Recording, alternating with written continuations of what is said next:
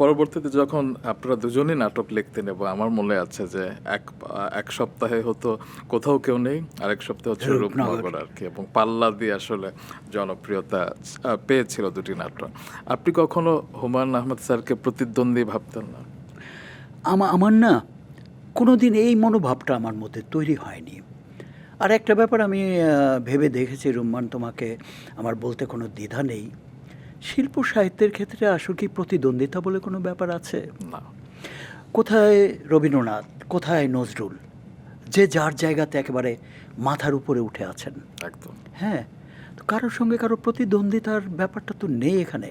সাহিত্য যার যার মতো। তোমার জীবন দর্শন তোমার লেখার মধ্যে প্রতিফলিত হবে, তোমার প্যাটার্ন তোমার লেখার মধ্যে প্রতিফলিত হবে। অন্যের প্যাটার্ন ধার করে যখন তুমি লিখবে তখন তুমি আর মৌলিক লেখক থাকবে না।